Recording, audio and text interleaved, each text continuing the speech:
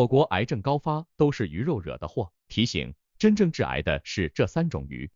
老张最近总是愁眉不展，原来他前2天看到一个新闻说我国癌症高发，有人怀疑是鱼肉惹的祸。老张可是个爱吃鱼的人，这可把他吓得不轻。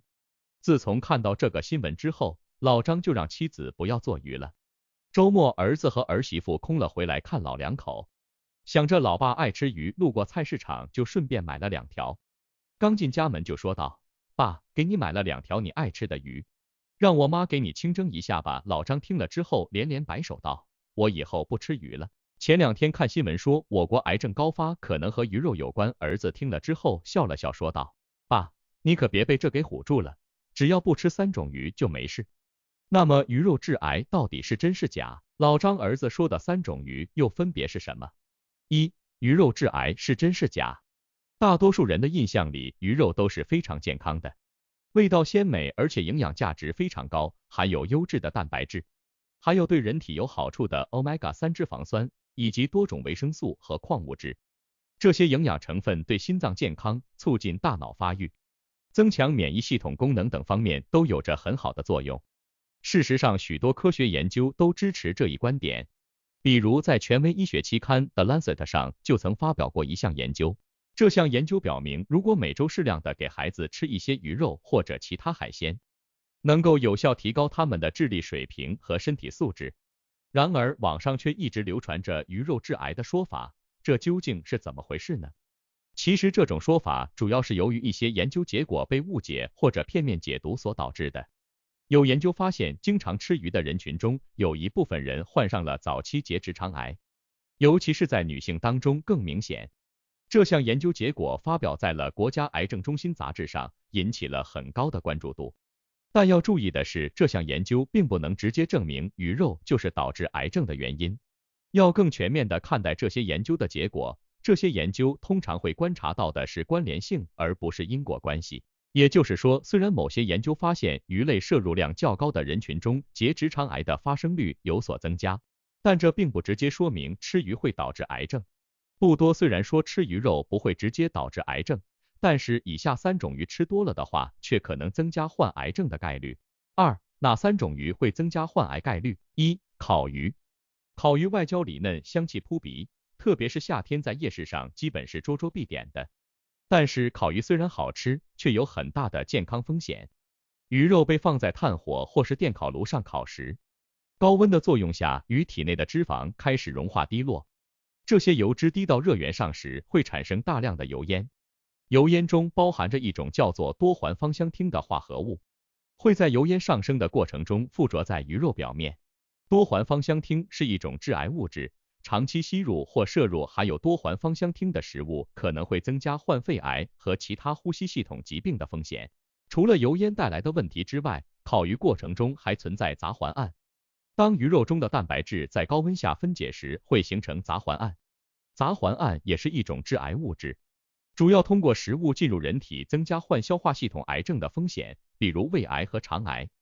此外，烤鱼时产生的烟雾会影响呼吸系统，还会对我们的消化道造成影响。烟雾中含有微小颗粒物，在进入口腔后可能会刺激到咽喉、食道甚至胃部的黏膜。长期下来，这种刺激可能会加重胃肠道的负担，使得胃炎、胃溃疡等疾病的发生几率增高。2. 腌制咸鱼。咸鱼很多人都爱吃，尤其在沿海地区，咸鱼几乎是家家户户都有的。但是世界卫生组织已经明确指出，像咸鱼这样的腌制食品属于一类致癌物质。科学研究已经有足够的证据表明这类食物确实能够增加人患上某些类型癌症的风险。之所以咸鱼会增加患癌的风险，是因为新鲜捕捞上来的鱼会被大量撒上食盐，然后经过长时间的腌制，过程中盐分会渗透进鱼肉中，能让鱼不变质，也有了独特风味。但是高盐分的摄入却并不是一件好事。医学研究显示，长期高盐饮食会增加患高血压和心血管疾病的风险，因为过多的钠会导致体内水分滞留，进而增加心脏负担，使血压升高。除此之外，腌制过程中的另一个问题便是亚硝酸盐的生成。亚硝酸盐是一种防腐剂，在腌制食品中自然形成，尤其是在高盐环境中。虽然少量的亚硝酸盐不会对人体造成直接伤害，但一旦进入人体，在特定条件下，它可以转化成亚硝胺这种强致癌物。亚硝胺具有极高的致癌性，尤其是对于消化系统。长期摄入含有亚硝胺的食物会大大提升鼻咽癌、胃癌等消化道癌症的发生率。3. 受污染的鱼。时代在进步，我们的生活越来越便捷了，但同时环境也面临着各种污染的问题。工业化进程加快，部分工厂排放的废水没有经过处理就排放了，再加上农业用的化肥和农药，造成很多水源都受到了污染。环境变化影响到了人类的生活质量，也让许多水生生物遭了殃，尤其是鱼类。受到污染的水域中，鱼的身体里可能就藏着各种各样的有害物质，特别是重金属污染，比如汞、铅、镉等。这些重金属一旦进入人体，就会长期累积下来，对我们的神经系统、肾脏等重要器官造成不可逆的伤害。尤其是对于儿童，重金属还可能影响他们的智力发育。